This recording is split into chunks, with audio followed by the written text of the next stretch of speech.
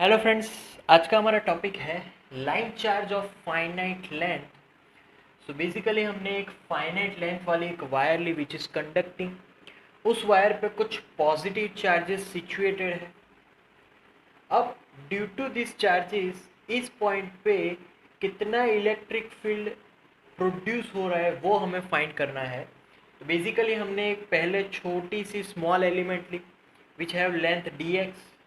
अब उस dx जितने लेंथ में dq जितना चार्ज होगा, सो यहाँ पर मैं लिख सकता हूँ dq is equal to lambda dx, linear charge density. अब जो dx लेंथ है उसको मैं इस पॉइंट के साथ कनेक्ट करता हूँ, तो जो भी एंगल मिलेगा that is our D theta angle. और स्ट्रेट लाइन जो वर्टिकल लाइन है उससे ये जो एंगल मिल रहा है वो थीटा होगा। और अगर पूरे पूरे रॉड की एंगल की बात करें which is beta plus alpha, beta को हम लोग नेगेटिव लेंगे because of this is our origin से लेफ्ट हैंड साइड वाला एंगल मैं नेगेटिव लेने वाला हूँ। बट उससे पहले यहाँ पर मैं फॉर्मूला लिखने वाला हूँ डी ई की। D E is our electric field due to this line element charges. So D is equal to 1/4πε0 D Q upon, yes, bracket में आ जाएगा R square plus X square, ये इतना distance. So that is our formula, right. इतना R square plus X square, इतना। अब यहाँ पर अगर हम लोग थीटा की बात करें तो व्हाट इज अवर एक्स, तो यहाँ पर मैं लिखूं tan theta is equal to opposite my X and hypotenuse is our R. So यहाँ पर मैं लिख सकता हूँ X is equal to R tan theta.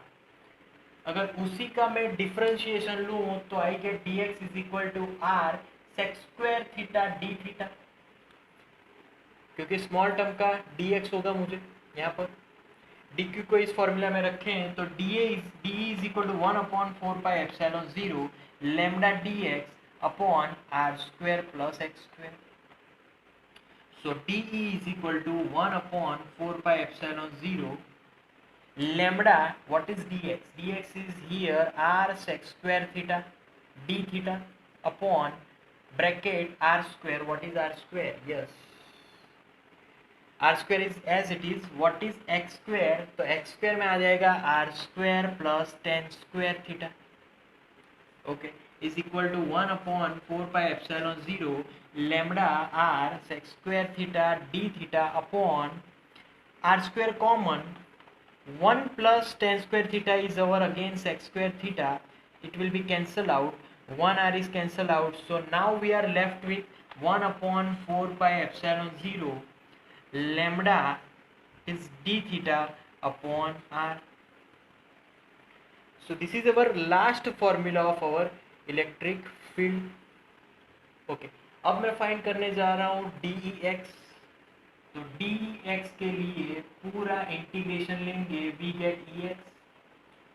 dx का integration Ex is equal to ये वाला इंटीग्रेशन, मतलब कि constant term take it outside 1/4πε0, lambda बी कांस्टेंट है और आर बी कांस्टेंट है। Integration now we are left with D theta.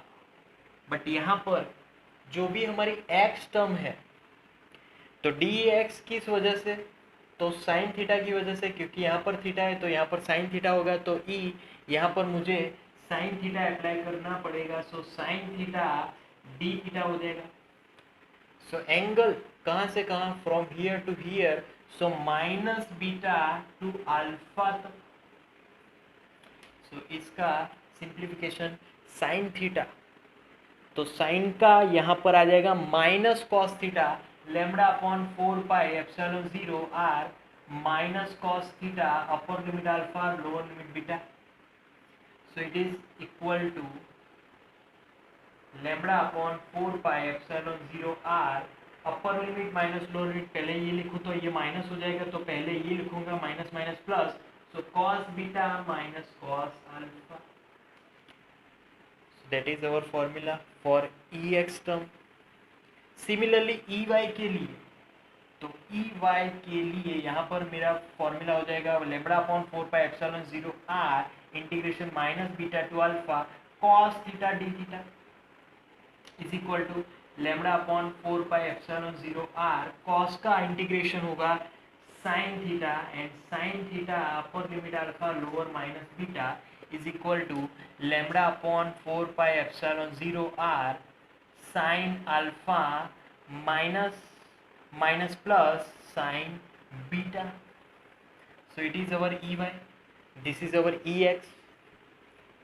अब एक केस लेंगे जिसमें हमारा जो इलेक्ट्रिक फील्ड है हम लोग ऊपर की तरफ फाइंड करना चाहेंगे, तो उसमें अल्फा भी π/2 और बीटा भी π/2.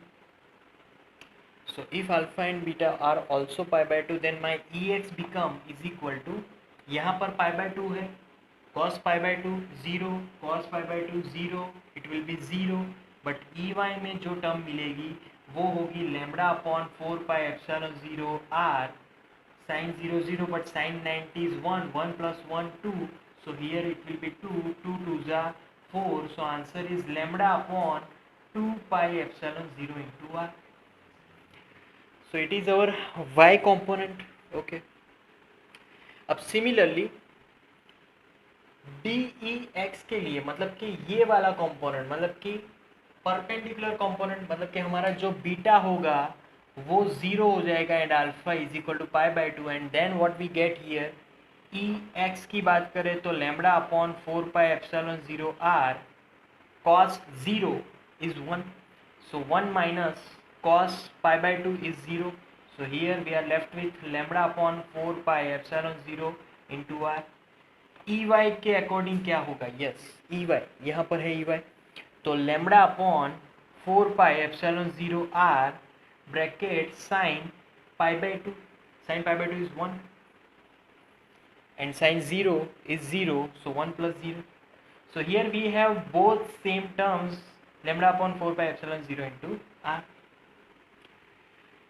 So this is we get by calculating. After all these things we have gamma which is EY upon EX.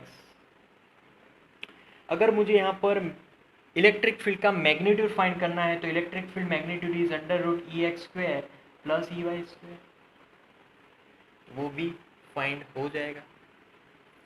So this is the line charge of finite length. That's it for today now. Thank you very much.